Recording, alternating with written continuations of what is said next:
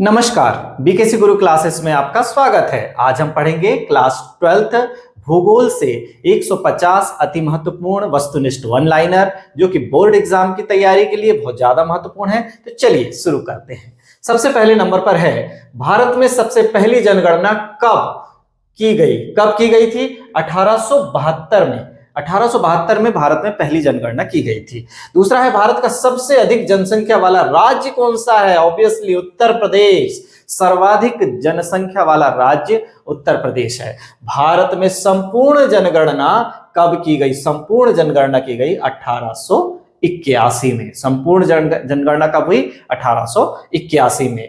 मानव भूगोल का उपक्षेत्र है संसाधन भूगोल। मानव क्षेत्र भूगोल का उपक्षेत्र किसे कहा गया है? संसाधन भूगोल को। किस राज्य की जनसंख्या घनत्व सर्वाधिक है? पश्चिम बंगाल की जनसंख्या घनत्व सर्वाधिक है। देखिए, सर्वाधिक जनसंख्या उत्तर प्रदेश की है, लेकिन पश्चिम बंगाल का जनसंख्या घनत्व सर्वाधिक है। इसका मतलब है 1 वर्ग किलोमीटर में रहने वाले व्यक्तियों की संख्या उत्तर प्रदेश के मुकाबले भी पश्चिम बंगाल में अधिक है। नेक्स्ट लेते हैं।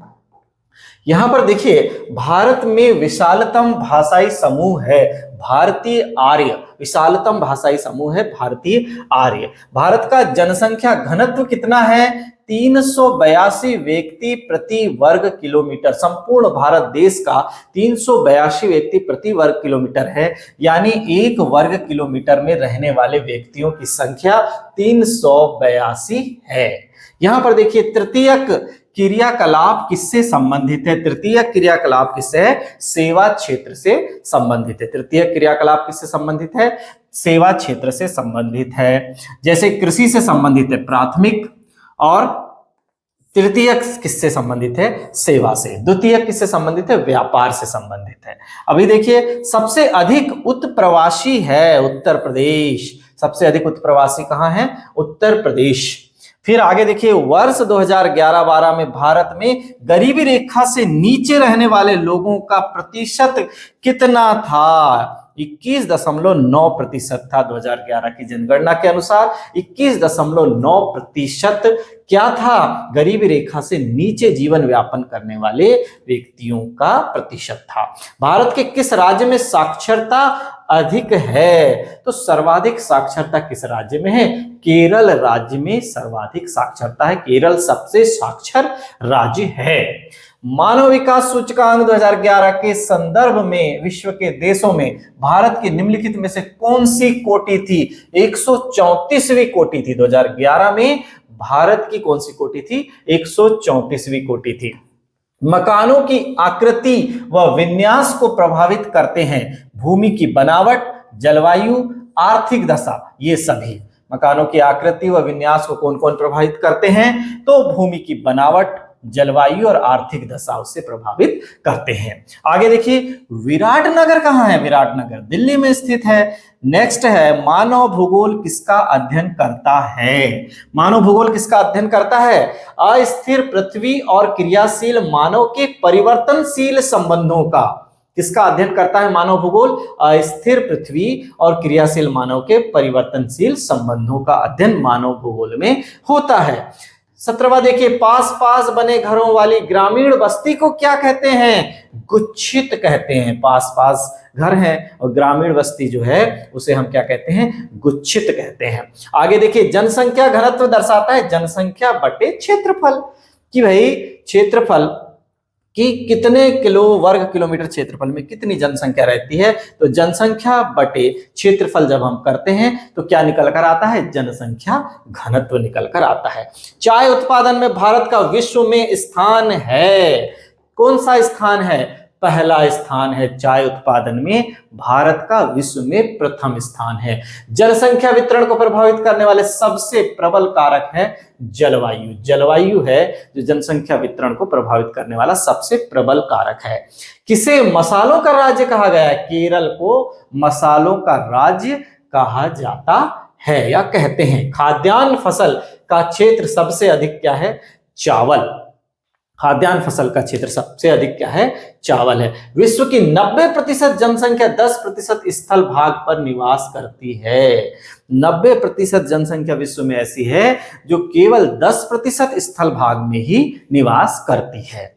आगे देखिए, ऐसा क्यों होता है? ऐसा इसलिए होता है क्योंकि वहां पर संसाधनों की अधिकता, श्रेष्ठता होने के कारण ज्यादातर लोग उन स्थानों में रहना पसंद करते हैं। इसलिए तो विश्व की 90% जनसंख्या केवल 10% क्षेत्र में ही रहती है। शुष्क कृषि में निम्न में से कौन सी फसल नहीं बोई जाती है? गन्ना नहीं बोई जाती है शुष्क कृषि में। देखिए, भारत में विश्व के कुल जल संसाधनों का कितना प्रतिशत जल मिलता है? 4% जल भारत में मिलता है। जल किस प्रकार का संसाधन है? जल किस प्रकार का संसाधन है? चक्रीय संसाधन है। जल का चक्रण चलता रहता है ना, इसलिए जल क्या है? एक चक्रीय संसाधन है। एक स्थान से दूसरे स्थान पर जाने की प्रक्रिया क्या कहलाती? उत्प्रवास। उत्प्रवास, एक स्थान से दूसरे स्थान पर चले गए लोग तो उत्प्रवास। फिर आगे देखिए, मोनोजाइट तथा थोरियम खनिज किस राज्य में पाए जाते हैं? ये खनिज कहां पाए जाते हैं? केरल में पाए जाते हैं। कौन सा खनिज अधात्विक खनिज है? अभ्रक जो है वास्तव में खनिज है, धरती के अंदर से निकाला जाता है, लेकिन धात्विक नहीं है, अधात्विक है। तांबे का सबसे अधिक उत्पादन किस राज्य में होता है? राजस्थान। राजस्थान में तांबे का सर्वाधिक उत्पादन होता है। किस राज्य में प्रमुख तेल क्षेत्र स्थित हैं? असम राज्य में प्रमुख तेल क्षेत्र स्थित हैं। आगे देखिए, मध्य प्रदेश का सबसे महत्वपूर्ण कोयला खनन केंद्र कौन सा है? कौन सा है? सिंगरौली है। सिंगरौली मध्य प्रदेश का सबसे अधिक कोयला खनन क्षेत्र है। चलिए नेक्स्ट लेते हैं। आगे देखिए, किस स्थान पर पहला परमाणु ऊर्जा स्टेशन स्थापित किया गया था? तारापुर। तारापुर में पहला परमाणु ऊर्जा स्टेशन स्थापित किया गया था। नेक्स्ट है, निम्नतम गुणवत्ता वाला कोयला लिग्नाइट है और उच्चतम गुणवत्ता वाला कौन है? एंथ्रासाइट है। 35वां नंबर, वे कार्य जिनमें उच्च परिमाण और उच्च स्तर वाले अन्वेषण सम्मिलित होते हैं क्या कहलाते हैं? चतुर्थक क्रियाकलाप कहलाते हैं।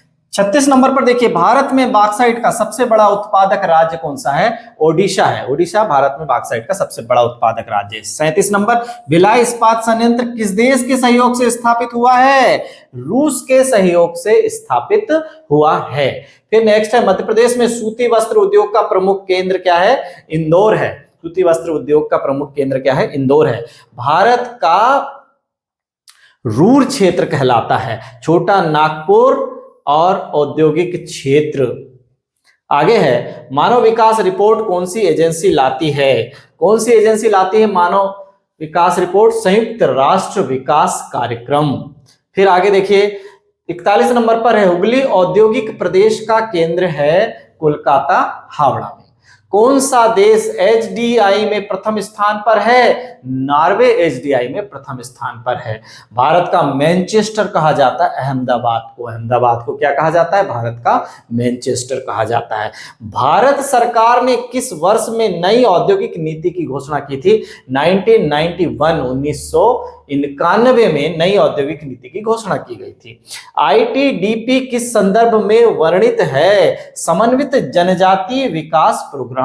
समन्वित जनजातीय विकास प्रोग्राम क्या है? आईटीडीपी। किस वर्ष योजना आयोग का स्थान नीति आयोग ने लिया था? कि योजना आयोग का स्थान नीति आयोग ने किस वर्ष लिया था? तो किस वर्ष लिया था? 2015 में लिया था। सूखा संभावित क्षेत्र कार्यक्रम किस पंचवर्षीय योजना में प्रारंभ हुआ? चतुर्थ पंचवर्षीय योजना में सूखा संभावित क्षेत्र विकास कार्यक्रम पंचवर्षीय योजना कौन सी थी? चतुर्थ पंचवर्षीय योजना थी। तो देखिए, भरमौर जनजातीय क्षेत्र में कौन सी मुख्य नदी प्रवाहित होती है? कौन सी होती है? रावी नदी प्रवाहित होती है। निम्न में से किस बांध से इंदिरा गांधी नहर निकलती है? हरिके बांध से निकलती है। तो आगे देखिए, यहां पर भारतीय राष्ट्रीय महामार्ग प्राधिकरण की स्थापना कब हुई थी? 1995 में हुई थी। 1995 में हुई थी। आगे देखिए, सबसे अधिक सड़क घनत्व वाला राज्य कौन सा है? केरल है। केरल राज्य जो है सबसे अधिक सड़क घनत्व वाला राज्य है। भारत की प्रथम रेलवे लाइन किन दो नगरों के मध्य निर्मित की गई थी? मुंबई और ठाणे के मध्य सबसे पहली रेल लाइन स्थापित की गई थी और सबसे पहली ट्रेन भी मुंबई से ठाणे के बीच 1853 ईस्वी में चलाई गई थी। आगे बढ़ते हैं। यहां देखिए, नागपुर योजना कब बनाई गई? 1943 में बनाई गई नागपुर योजना। भारत का प्रथम संचार उपग्रह कौन सा है? आर्यभट्ट।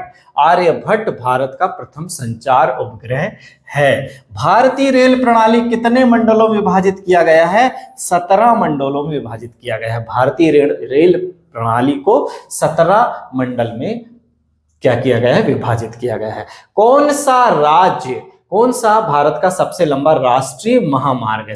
कौन सा भारत का सबसे लंबा राष्ट्रीय महामार्ग है? NH-44, पहले नाम था NH-7, पूरा नाम उसका क्या था? NH-7, वाराणसी से कन्याकुमारी। फिर आगे देखिए 57, किस वर्ष में पहला रेडियो कार्यक्रम प्रसारित हुआ था? 1923 में पहला रेडियो कार्यक्रम प्रसारित हुआ था। 1923 में। राष्ट्रीय जलमार्ग संख्या 1 किस नदी पर तथा किन दो स्थानों के बीच पड़ता है? गंगा नदी पर पड़ता है और हल्दिया इलाहाबाद के बीच पड़ता है राष्ट्रीय जलमार्ग संख्या 1। नेक्स्ट देखिए, भारत की व्यापारिक राजधानी मुंबई है। भारत की व्यापारिक राजधानी कैसे माना गया है? मुंबई को माना गया है। भारत के विदेशी व्यापार घाटे की वृद्धि के लिए निम्न में से कौन उत्तरदायी है? पेट्रोलियम उत्तरदायी है। विदेशी व्यापार घाटे में वृद्धि होने के लिए कौन उत्तरदायी है? पेट्रोलियम। वर्ष 2016-17 में निर्यात की गई वस्तुओं में सबसे अधिक अंश किस वस्तु का है? 16-17 का लिया जाए तो विनिर्मित वस्तुओं का अंश सर्वाधिक था जो हमने निर्यात किया। भारत का सबसे बड़ा व्यापारिक साझेदार देश कौन सा है? संयुक्त राज्य अमेरिका भारत का सबसे बड़ा व्यापारिक साझेदार देश है। निम्नलिखित में से कौन सा पत्तन कृत्रिम है? चेन्नई का जो पत्तन है, जो बंदरगाह है, वो कृत्रिम है, मानव निर्मित है। फिर दो देशों के मध्य व्यापार कहलाता है अंतरराष्ट्रीय व्यापार। दो देशों के बीच व्यापार क्या कहलाता है? अंतरराष्ट्रीय व्यापार। कौन सा एक स्थलबद्ध पोताश्रय है? विशाखापट्टनम क्या है? स्थलबद्ध पोताश्रय है। नेक्स्ट लेते हैं। यहां पर देखिए, भारत का अधिकांश विदेशी व्यापार वहन होता है समुद्र और वायु द्वारा। ज्यादातर जो विदेशी व्यापार है वो समुद्र और वायु द्वारा वहन होता है।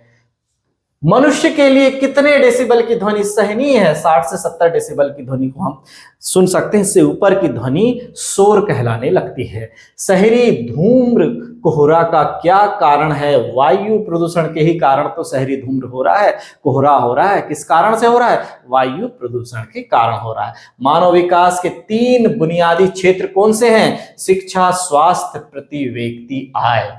मानव विकास के 3 बुनियादी क्षेत्र हैं, शिक्षा, स्वास्थ्य और प्रति व्यक्ति आय। प्रतिकर्ष और अपकर्ष कारक उत्तरदायी हैं प्रवास के लिए। प्रतिकर्ष और अपकर्ष किस लिए उत्तरदायी हैं? प्रवास के लिए उत्तरदायी हैं।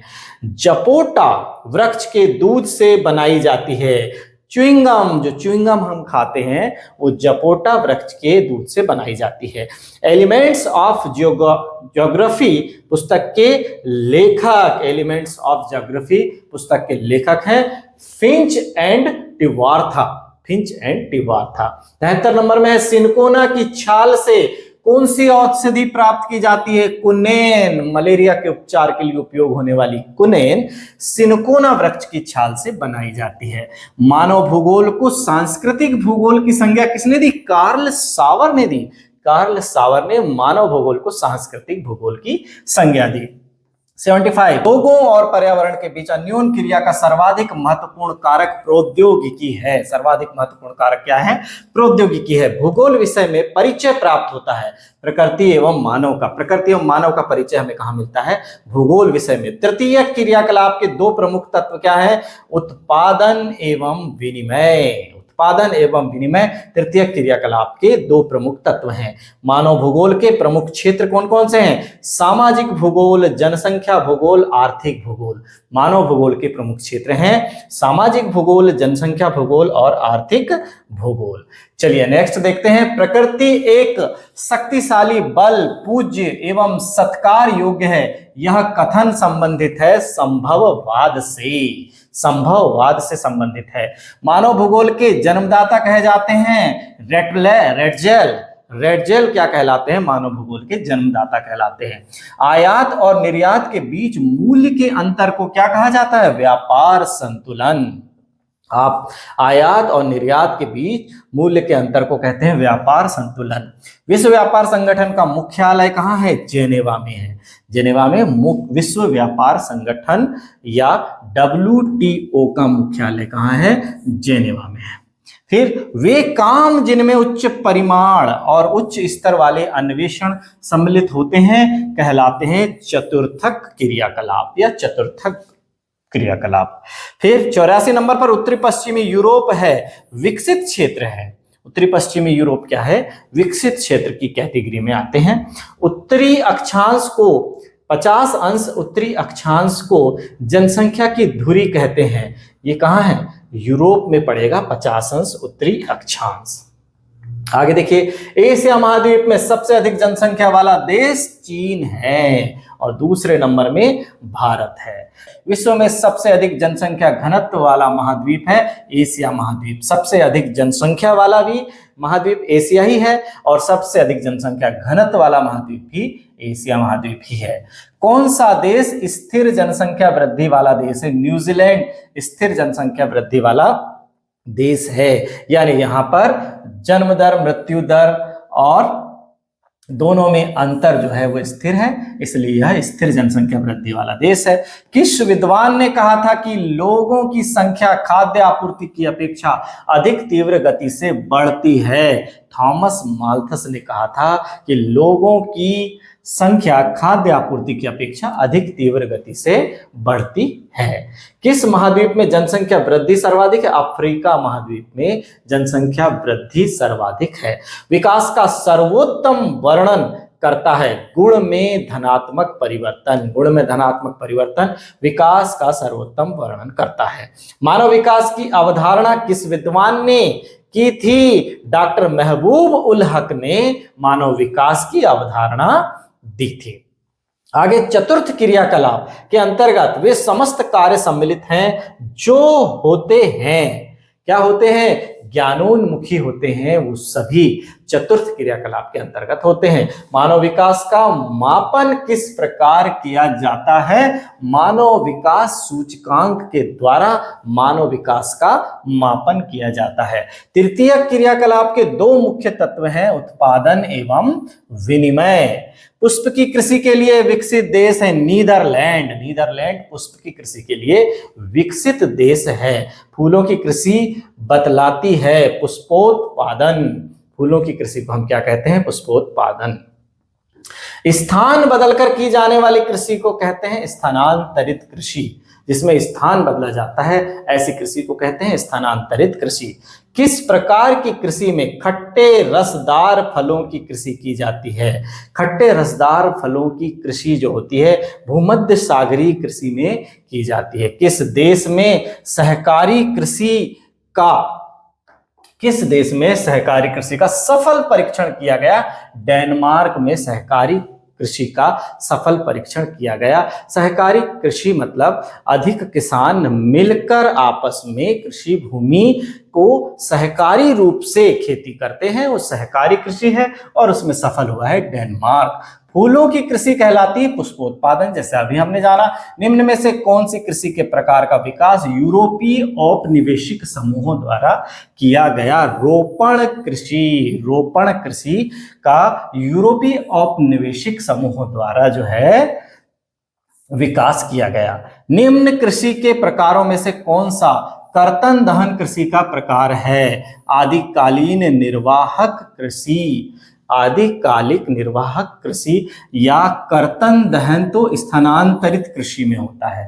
कर्तन दहन जो होता है वो स्थानांतरित कृषि में होता है। उसमें पेड़ पौधे लगे हुए क्षेत्रों को काट कर कृषि योग्य बनाया जाता है, फिर उन्हें सुखाकर जला दिया जाता है। वो जली हुई राख जो है वो खाद का काम करती है, जिससे वहां खेती होती है।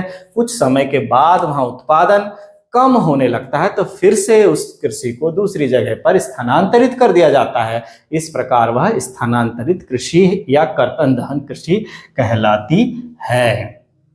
उद्योगों को पूर्ण करने में मशीनों का उपयोग है। यंत्रीकरण का कार्य है। निम्न में से कौन सी अर्थव्यवस्था में उत्पादन का स्वामित्व व्यक्तिगत होता है? पूंजीवादी अर्थव्यवस्था में उत्पादन का स्वामित्व व्यक्तिगत होता है। स्वेज नहर जोड़ती है भूमध्य सागर को लाल सागर से। भूमध्य सागर को लाल सागर से कौन सी नहर जोड़ती है? स्वेज नहर जोड़ती है। सर्वाधिक सड़कों की लंबाई वाला देश, जहां पर सड़कों की लंबाई सर्वाधिक है, संयुक्त राज्य अमेरिका सर्वाधिक सड़कों की लंबाई वाला देश है। कोलकाता बंदरगाह किस नदी पर अवस्थित है? हुगली नदी पर अवस्थित है। कोलकाता बंदरगाह कहां अवस्थित है? हुगली नदी पर अवस्थित है। सिलिकॉन घाटी किस उद्योग के लिए प्रसिद्ध है? सिलिकॉन घाटी सॉफ्टवेयर उद्योग के लिए है ना। सॉफ्टवेयर उद्योग के लिए सिलिकॉन घाटी प्रसिद्ध है। निम्नलिखित में से कौन सा उद्योग आधारभूत उद्योग है? लौह इस्पात उद्योग आधारभूत उद्योग है। लौह इस्पात उद्योग। स्वच्छंद फुटलूज उद्योग की विशेषता है, कहीं भी स्थापना की जा सकती है, उसे हम स्वच्छंद उद्योग कहेंगे। तृतीयक क्रियाकलाप है व्यापार, वास्तव में क्या है? तृतीयक क्रियाकलाप। नो, द्वितीयक क्रियाकलाप है व्यापार, तृतीयक क्रियाकलाप है सेवा क्षेत्र। सेवा क्षेत्र क्या है? तृतीयक क्रियाकलाप है। और द्वितीयक क्रियाकलाप क्या है? व्यापार है। आगे देखिए, सेवा क्षेत्र, सेवा ऐसा क्षेत्र है जो अमूर्त है। सेवा वास्तव में दिखाई नहीं देती, कोई वस्तु के रूप में नहीं है, इसलिए उसे हम अमूर्त कहते हैं। निम्न में से चतुर्थ क्रियाकलाप कौन सा है? विश्वविद्यालयी शिक्षा जो है वो चतुर्थ क्रियाकलाप की श्रेणी में आता है। किस देश में रेल मार्गों के जाल का सघनतम घनत्व पाया जाता है? संयुक्त राज्य अमेरिका में रेल मार्गों के जाल का सघन घनत्व पाया जाता है, और राष्ट्रीय राजमार्गों या सड़कों के क्षेत्र में भी संयुक्त राज्य अमेरिका सबसे अधिक है। चैनल टनल जोड़ता है पेरिस को लंदन से जोड़ता है। विश्व का सबसे लंबा रेल मार्ग है ट्रांस साइबेरियन रेल मार्ग। विश्व का सबसे लंबा रेल मार्ग जो है वो ट्रांस साइबेरियन रेल मार्ग है। सर्वाधिक सड़कों का विश्व में विकास हुआ है। संयुक्त राज्य अमेरिका में सर्वाधिक सड़कों का विकास हुआ है, जैसा कि हमने अभी जाना। व्यापार संगठन की स्थापना की गई सन 1930 में। व्यापार संगठन की स्थापना की गई। 120 नंबर पर है व्यापारिक उदारीकरण का दूसरा नाम क्या है? मुक्त व्यापार। व्यापारिक उदारीकरण का दूसरा नाम क्या है? मुक्त व्यापार। 121 नंबर पर देखिए बच्चों, लोगों और पर्यावरण के बीच अन्यों की क्रिया का सर्वाधिक महत्वपूर्ण कारक प्रौद्योगिकी है। लोगों और पर्यावरण के बीच, तो देखिए, रुको और जाओ निश्चयवाद संकल्पना का प्रतिपादन ग्रिफिथ टेलर, किसने? ग्रिफिथ टेलर ने किया था। इन्हें नव निश्चयवाद का जनक माना जाता है। नव निश्चयवाद या रुको और जाओ को ही क्या कहते हैं? नव निश्चयवाद। और उसका प्रतिपादन ग्रिफिथ टेलर ने किया था, इसलिए उन्हें नव निश्चयवाद का जनक भी कहा जाता है। नव निश्चयवाद या रुको और जाओ निश्चयवाद का अर्थ है कि अगर मानव प्राकृतिक नियमों का अनुपालन करे तो मानव जाति प्रकृति पर विजय प्राप्त कर सकती है। मानव भूगोल की कल्याण परक अथवा मानवतावादी विचारधारा का संबंध मुख्यतः लोगों के सामाजिक कल्याण विभिन्न पक्षों से था। किसका? मानव भूगोल की कल्याण परक अथवा मानवतावादी विचारधारा का। आगे देखिए 125, मानव भूगोल अस्थिर पृथ्वी और क्रियाशील मानव के मध्य परिवर्तनशील संबंधों का अध्ययन करता है। किस किस के मध्य? अस्थिर पृथ्वी और क्रियाशील मानव। अस्थिर पृथ्वी और क्रियाशील मानव के मध्य परिवर्तनशील संबंधों का अध्ययन करता है। 126 नंबर, 1970 के दशक में मानवतावादी, अमूलवादी और व्यवहारवादी विचारधाराओं का उदय हुआ। कब हुआ था? 1970 के दशक में। 127 नंबर, जर्मन भूगोलवेत्ता राज्य या देश का वर्णन जीवित जीव के रूप में करते हैं। जर्मनी या जर्मन भूगोलवेत्ता जो हैं वो राज्य या देश को क्या मानते हैं, वो जीवित जीव के रूप में वर्णन करते हैं। 128 नंबर पर पर्यावरणीय निश्चयवाद का अर्थ है कि मानवीय क्रियाकलाप प्राकृतिक शक्तियों द्वारा नियंत्रित किए जाते हैं। मानवीय क्रियाकलाप जो है वो प्राकृतिक शक्तियों द्वारा नियंत्रित किए जाते हैं। आगे देखिए 129 नंबर पर मानव भूगोल वह विज्ञान है, इसके अध्ययन का एक पक्ष मानव और दूसरा पक्ष प्राकृतिक वातावरण की शक्तियां उनका प्रभाव है। मानव भूगोल वास्तव में क्या है, वह विज्ञान है, इसके अध्ययन में क्या क्या है, मानव है और दूसरा पक्ष प्राकृतिक वातावरण। विश्व की 90% जनसंख्या स्थल भाग के 10% में निवास करती है। 90% लोग तो 10% पृथ्वी के स्थल भाग का ही इस्तेमाल कर रहे हैं।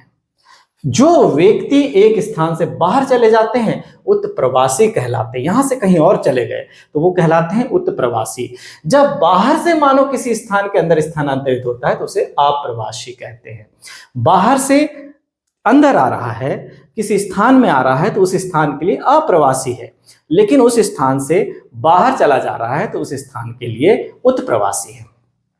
133 नंबर पर देखिए, मानव कुछ निश्चित प्रदेशों में ही इसलिए रहना चाहते हैं क्योंकि उन प्रदेशों में मानवों की भौतिक और सांस्कृतिक आवश्यकताएं आसानी से पूरी हो जाती हैं। मैंने बताया ना कि 10% क्षेत्र में ही 90% मानव रह रहे हैं। ज्यादातर लोग वहां पर भौतिक सुविधाएं हैं, ज्यादा है ना, इसलिए वहीं रहना चाहते हैं तथा उनका जीवन सुरक्षित रहता है। जबकि जिन प्रदेशों में भौगोलिक, आर्थिक तथा सामाजिक कारक अनुकूल नहीं होते हैं उन प्रदेशों में मानव नहीं रहना चाहते। कौन रहना चाहेगा? इसलिए विश्व में उच्च जनसंख्या घनत्व वाले अनेक क्षेत्र हैं जहां पर जनसंख्या अधिक रह रही है, कम स्थान पर अधिक जनसंख्या रह रही है। उच्च जनसंख्या घनत्व वाले अधिक स्थान हैं। 134 नंबर पर देखिए, जन्म दर, मृत्यु दर तथा प्रवास जनसंख्या परिवर्तन के 3 प्रमुख घटक है। जनसंख्या में जो परिवर्तन हो रहे हैं वो किस कारण से हो रहे हैं? वो जन्म दर में वृद्धि के कारण हो रहे हैं, मृत्यु दर में कमी के कारण हो रहे हैं और प्रवास के कारण हो रहे हैं। तो देखिए जन्म दर वास्तव में क्या है? जन्म दर प्रति 1000 जनसंख्या के अनुपात में एक वर्ष में जन्म लेने वाले बच्चों की संख्या के रूप में व्यक्त किया जाता है। प्रति 1000 जनसंख्या में एक वर्ष में कितने बच्चों ने जन्म लिया उसे हम जन्म दर के रूप में लेते हैं। मृत्यु दर क्या है? प्रति 1000 जनसंख्या के अनुपात में एक वर्ष में मरने वाले व्यक्तियों की दर को मृत्यु दर कहते हैं। प्रति 1000 में कितने मरे? 1000 में मान लो 14 मरे, इस तरह से प्रति 1000 पूरे अब 135 करोड़ में कितने मरे तो मृत्यु दर निकलेगी। प्रवास क्या है? एक स्थान से दूसरे स्थान पर जनसंख्या के स्थानांतरण को प्रवास कहते हैं। जनसंख्या यहां से वहां जा रही, वहां से यहां आ रही, उसको हम क्या कहते हैं? प्रवास कहते हैं। यदि किसी देश में जन्म दर तथा मृत्यु दर में अधिक अंतर ना हो परंतु प्रवास अधिक है तो जनसंख्या वृद्धि दर भी अधिक होती है। आगे देखिए, जनसंख्या की प्राकृतिक वृद्धि से तात्पर्य जन्म दर और मृत्यु दर के अंतर में बढ़ने वाली जनसंख्या से होता है। जब किसी क्षेत्र में 2 समय अंतरालों के बीच जन्म की संख्या मृत्यु की संख्या से अधिक होती है, मरने वालों की संख्या से जन्म लेने वालों की संख्या अधिक हो गई तो वहां जनसंख्या प्राकृतिक रूप से बढ़ती है। इस जनसंख्या वृद्धि को में प्रवास को सम्मिलित नहीं किया जाता। प्राकृतिक जनसंख्या वृद्धि हम उसे बोलेंगे। प्राकृतिक जनसंख्या वृद्धि जब हम गणना करते हैं, यदि जन्म दर अधिक हो गई, मृत्यु दर कम हो गई तो उसमें प्रवास को शामिल ना किया जाए तो उसे हम कहते हैं प्राकृतिक जनसंख्या वृद्धि। जनसंख्या की ऋणात्मक वृद्धि तब होती है जब किसी क्षेत्र में 2 समय अंतरालों में के मध्य मृत्यु दर जन्म दर से अधिक हो जाए, मरने वालों की संख्या जन्म लेने वालों की संख्या से अधिक हो जाए तो क्या होगा? और लोग अन्य देशों में प्रवास कर जाएं, अपने यहाँ के लोग भी चले जाएं दूसरे देश, तो उस क्षेत्र में कुल जनसंख्या में क्या होती है? कमी होती है और कमी को हम बोलेंगे ऋणात्मक जनसंख्या। अब देखिए 140 नंबर पर मानव विकास की अवधारणा 2 किसने दिया? मानव विकास की अवधारणा महबूब उल हक की देन है। किसकी देन है? महबूब उल हक की देन है। आय उपागम के बारे में जानिए। मानव विकास का सबसे पुराना उपागम है। मानव विकास का सबसे पुराना उपागम कौन सा है? आय उपागम है। और क्षमता उपागम का संबंध प्रोफेसर अमर्त्य सेन से है। अमर्त्य सेन कौन है? अमर्त्य सेन नोबेल पुरस्कार विजेता हैं। उन्होंने क्षमता उपागम का संबंध किससे है? प्रोफेसर अमर्त्य सेन से है। 143 नंबर पर देखिए, मानव विकास के 4 उपागम, आय उपागम, देखिए आय उपागम, कल्याण उपागम, आधारभूत आवश्यकता उपागम तथा क्षमता उपागम है। कौन कौन से हैं? देखिए, आय उपागम, कल्याण उपागम, आधारभूत आवश्यकता उपागम तथा क्षमता उपागम है। 144 नंबर पर, सशक्तिकरण का अर्थ है अपने विकल्प चुनने के लिए शक्ति प्राप्त करना। अपने विकल्प चुनने के लिए शक्ति प्राप्त करना, लोगों को सशक्त करने के लिए सुशासन तथा लोकतांत्रिक नीतियों की आवश्यकता है। तब तो कहते हैं महिला सशक्तिकरण की आवश्यकता है, तो अपने विकल्प खुद चुन सकें, है ना, इतनी उनको स्वतंत्रता प्राप्त होना। सामाजिक तथा आर्थिक दृष्टि से पिछड़े लोगों के लिए सशक्तिकरण का विशेष महत्व है। सशक्त होना जरूरी है। नेक्स्ट देखते हैं, 145 नंबर पर है, देखिए, आधारभूत आवश्यकता उपागम का प्रतिपादन अंतर्राष्ट्रीय श्रम संगठन ने किया। इसके अंतर्गत मानव की 6 न्यूनतम आवश्यकताएं, मानव की 6 न्यूनतम आवश्यकताएं आधारभूत आवश्यकता उपागम में शामिल की गई। वो कौन कौन सी हैं? शिक्षा, स्वास्थ्य, जलापूर्ति, भोजन, स्वच्छता तथा आवास की पहचान की गई तथा मानव विकास के लिए उक्त 6 मूलभूत आवश्यकताओं को समुचित व्यवस्था पर जोर दिया गया। नेक्स्ट 146 नंबर पर, स्थानांतरणशील कृषि, उष्णकटिबंधीय क्षेत्रों में रहने वाले लोगों द्वारा स्थानांतरणशील कृषि हेतु प्राकृतिक वनस्पति को काट दिया जाता है। अभी हमने बात किया ना, प्राकृतिक वनस्पति को काट दिया जाता है, जला दिया जाता है। इस जली हुई वनस्पति की राख की परत उर्वरक का कार्य करती है। जब उस भूमि की उर्वरता कम हो जाती है तो उस भूमि को छोड़कर दूसरी जगह जाकर कृषि करने लगते हैं। इसलिए स्थानांतरणशील कृषि को ही कर्तन एवं दहन कृषि के नाम से भी जाना जाता है। जैसे कि हमने अभी थोड़ी देर पहले जाना कि कर्तन मतलब काट दिया, जला दिया, उस राख से ही खाद बना लिया। कर्तन दहन कृषि को ही स्थानांतरणशील कृषि कहते हैं। 147 नंबर पर देखिए, रोपण कृषि को एक फसली कृषि भी कहते हैं। रोपण कृषि को एक फसली कृषि भी कहते हैं। इस कृषि में केवल एक फसल के उत्पादन पर ही ध्यान केंद्रित किया जाता है। केवल एक फसल के उत्पादन पर ही विशेष ध्यान दिया जाता है और यह कृषि बड़े बड़े आकार के फार्मों में की जाती है। आगे देखिए, जैसे धान की कृषि भी क्या है? एक रोपण कृषि है।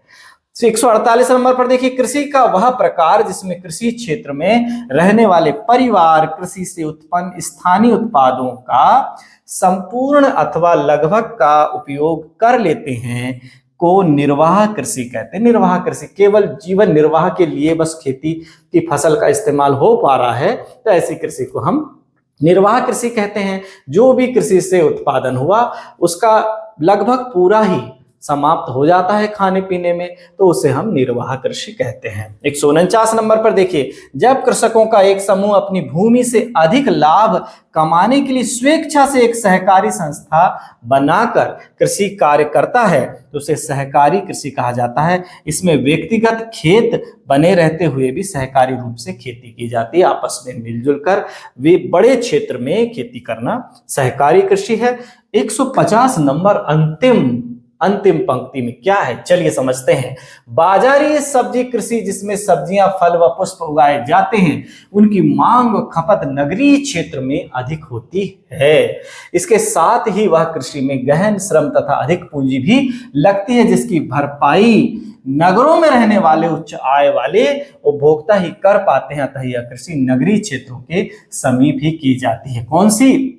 बाजारी कृषि, वास्तव में बाजारी कृषि जो है, जो बाजार में मिलने वाली सब्जियां हैं, विशेष प्रकार के उत्पादन हैं, फूल हैं, ये सब शहरी क्षेत्रों में ज़्यादा महंगे बेचे जा सकते हैं, अच्छी उनकी फसल के अच्छे रेट मिल सकते हैं, इसलिए इस तरह की खेती नगरीय क्षेत्रों के निकट होती है, इसे बाजारी कृषि कहते हैं। तो बच्चों, आज की क्लास का यह वीडियो आपको कैसा लगा कमेंट्स में जरूर लिखिए। बहुत बहुत धन्यवाद।